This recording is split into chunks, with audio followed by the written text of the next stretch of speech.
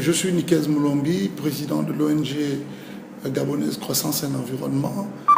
J'anime le réseau sous-régional pour l'économie verte en Afrique centrale, le ROCEVAC. D'abord, il faudrait retenir que la ville de Port-Gentil est une ville économique située à l'île Mandji et donc très vulnérable par sa position géographique.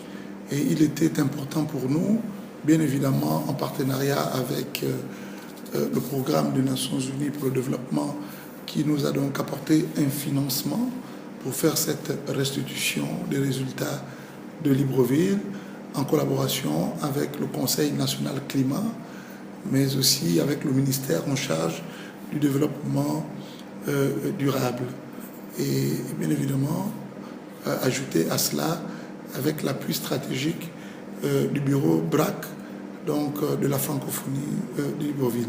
Et donc, nous avons présenté les résultats de la position commune parlementaire panafricain pour le climat, ainsi que l'Alliance panafricaine pour les changements climatiques, qui est le PACJA, qui, elle, négocie auprès du secrétariat de la Convention pour le compte de la société civile.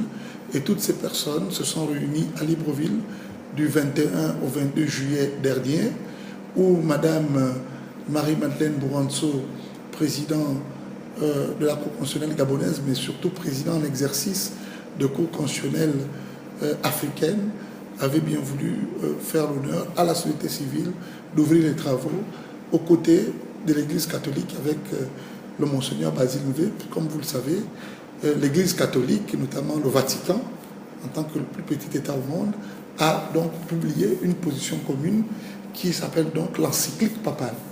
Et donc, tout ceci a été donc présenté aux populations de Port-Gentil sous le patronage de monsieur le gouverneur de l'Ogooué-Maritime, monsieur Bougui, que nous remercions et que nous saluons ici, avec donc l'ensemble des autorités locales, notamment le préfet, le maire, qui s'est fait représenter par le maire du premier arrondissement. Et nous avons donc ramené les recommandations au niveau de Port-Gentil, par exemple sur la question de l'adaptation, qui est une question importante sur laquelle nous sommes déjà frappés, même si en partie nous n'avons pas très fortement contribué au dérèglement climatique. Mais le fait que Port-Gentil est donc dans une île, donc nous devons donc nous-mêmes davantage avoir la maîtrise opérationnelle d'adaptation. Je prends un exemple.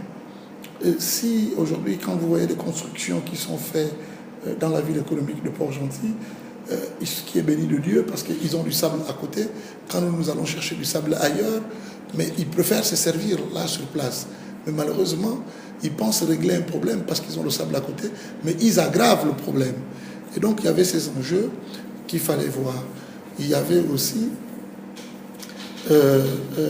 l'enjeu donc, des courants et donc comment faire en sorte que, tout en préservant l'environnement, mais continuer à avoir une activité économique récente, mais aussi les questions de pollution ou de l'industrie qui peut effectivement affecter la qualité de vie de population, tant dans la chaîne alimentaire, sur les produits de pêche, que comme sur les questions de la flore, les questions de la faune en matière de pollution. Écoutez, les attentes de la sous-région par rapport à la COP21 sont claires. Nous, en tant qu'organisation de la société civile, telle que je vous ai définie tantôt, nous avons préparé une position commune. Cette position commune a bénéficié d'un esprit de consensus. Et cet esprit de consensus, qui a été appuyé au Gabon par l'Alliance panafricaine pour la justice climatique, et dont Augustine Jamsi avait fait le déplacement en tant que représentant du PACJA, et les parlementaires panafricains ont donc décidé, ont donc souhaité que les chefs d'État d'Afrique fassent le plaidoyer pour obtenir au cours de ces négociations un plan de résilience. Un plan de résilience qui tient quoi? Qui tient donc à l'intégration de la question climatique dans le développement des politiques publiques. C'est-à-dire, il faut qu'il y ait un lien aujourd'hui direct entre les changements climatiques et la pauvreté. Et donc, comment faire le lien, comment concilier les deux? Et donc, il faut mettre en place des programmes de développement structurants qui passent par la transformation structurelle de nos économies, mais qui passent aussi par le financement de ces travaux et dont nous sollicitons aujourd'hui un plan de résilience à l'exemple du plan Marshall qui a sorti l'Europe du développement après la Deuxième Guerre mondiale, mais aussi après la guerre froide. Et donc, nous pensons qu'il est possible d'avoir, dans le cadre de l'intégration sous-régionale de notre zone, avoir des besoins communs qui peuvent être de l'électrification, même si la question de l'énergie renouvelable sera en ligne de compte, mais nous devons aussi profiter de notre volume hydrique, de notre superficie en lagune, pour faire donc de l'hydroélectricité. Et l'hydroélectricité aussi a cet avantage aussi de capturer toute la question de carbone, tels qu'ils sont bien faits. Parce que de plus en plus aujourd'hui, on tente d'amener les pays africains vers le crédit carbone qui malheureusement va aussi vers une politique de décroissance parce qu'elle bloque totalement les forêts et le prix du carbone est dérisoire aujourd'hui. Et donc, alors que l'Afrique a besoin de se développer. Et donc, nous faisons la promotion pour que nous puissions utiliser nos ressources premières en les transformant, en apportant de la valeur ajoutée et en réglant la question de la pauvreté, que ce soit dans l'adaptation qui est importante. Pourquoi il y a un lien aujourd'hui entre le climat et la pauvreté? Le Gabon, par exemple, mon pays, a décidé de lancer un programme GRAIN, qui est un programme salutaire, qui va donc permettre d'avoir une agriculture intensive et qui peut permettre de contribuer à la réduction de la pauvreté. Mais si nous n'intégrons pas la question climatique dans cette stratégie de politique publique, une fois que nous avons une avarie, comme vient de connaître la France en 2 jours, a eu pratiquement 2 mois de déversement de pluie, c'est toutes les récoltes qui partent. Et quand elles partent, c'est donc, il y a la pauvreté qui s'installe, il y a la famine qui s'installe. Et vous voyez qu'il y a un lien. Et donc, il faut avoir des politiques d'adaptation. Et ça peut se régler comment? Il faut donc avoir des systèmes de météorologie, qui est donc une science, la météo, qui permet d'identifier les niveaux d'eau, les pluies, les vents, etc. et pouvoir donc anticiper. C'est ça toute la question de l'adaptation qui est un problème. Et d'où l'intérêt pour les pays africains d'exiger la transparence sur la question du financement. Et là-dessus, l'Afrique est prête. Notre région de l'Afrique centrale, par exemple, nous avons mis en place un fonds vert, un fonds pour l'économie verte de l'Afrique centrale, où certains pays ont commencé à lever les fonds. Et donc, l'Afrique centrale ne va pas à la COP 21 en mendiant, mais va à la COP 21 avec des éléments de valeur qui permettent donc d'apporter une plus grande prospérité partagée pour l'ensemble des populations.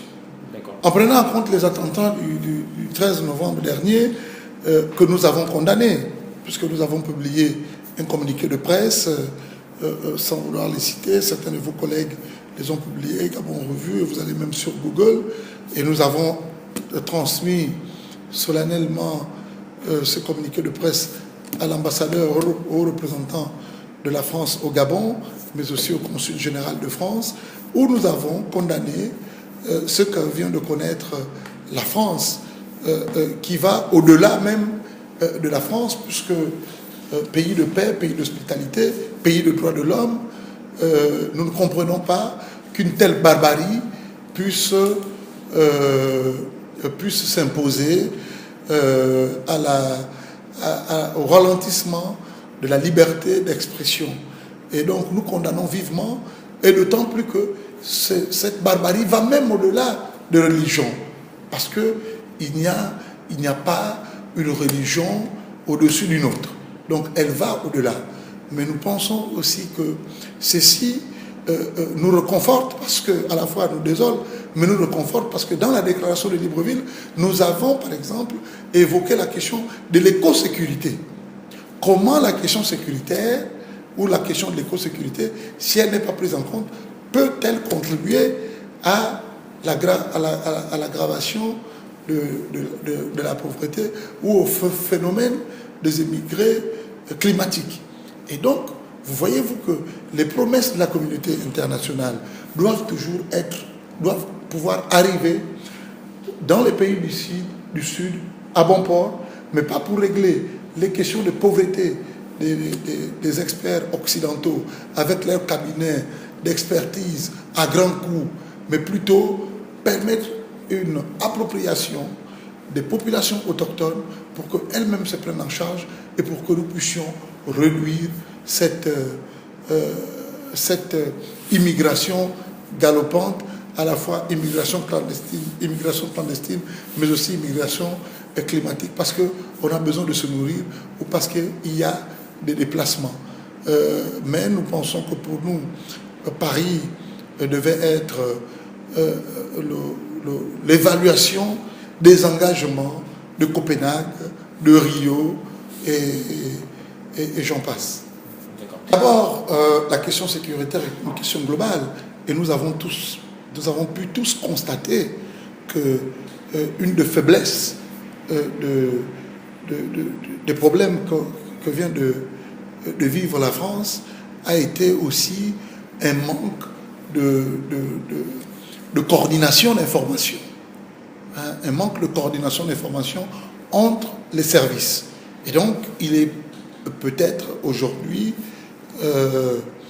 j'allais dire, anticipateur pour les autorités françaises qui ont certainement un certain nombre d'indicateurs de réduire donc les risques. Il faut le prendre comme ça. Mais je pense que cela ne veut pas dire que les plaidoyers et que les dialogues ne vont pas se poursuivre. C'est toujours bien d'être dans un environnement festif, mais il faut aussi faire avec la sécurité des citoyens. Mais je ne pense pas un seul instant que la France veuille se couvrir de ces événements pour bâillonner l'expression des acteurs de la société civile, des écologistes ou des artères mondialistes de tous bords. Mais ce qui ne se fera pas ou ce qui ne pourra pas se faire en France maintenant se fera au Maroc, puisque le Maroc va recevoir pour l'Afrique la 22e COP, mais il y a aussi l'après-COP. Et donc la COP, certes, le lieu institutionnel de la COP va être la France, mais la COP peut se faire au-delà de la France. Ça veut dire que pendant que la COP se tient en France, au Gabon, nous pouvons nous organiser pour faire des événements parallèles qui vont être pris en compte. Et puis, la société civile doit pouvoir occuper l'ensemble des médias. Les débats se feront. Nous-mêmes, nous avons commencé à animer les débats avec votre radio confrère qui est RFI sur ces questions. Et donc, il faudrait que les artères mondialistes, les écologistes, trouvent aussi une nouvelle forme d'adaptation. Voilà, nous sommes dans l'adaptation sécuritaire, l'adaptation climatique. Ça ne devrait pas amener les acteurs que nous sommes à avoir un regard, j'allais dire, très dur vis-à-vis des autorités françaises. C'est peut-être pour notre bien, mais si elles, en retour, pensent réussir cette COP avec moins de bruit, elle aura le bruit, elle aura de la contestation, mais de la contestation constructive. Parce que la question climatique est une question globale. La question climatique n'est plus l'affaire des seules autorités publiques, politiques. Mais donc la question climatique est l'affaire de l'ensemble des acteurs.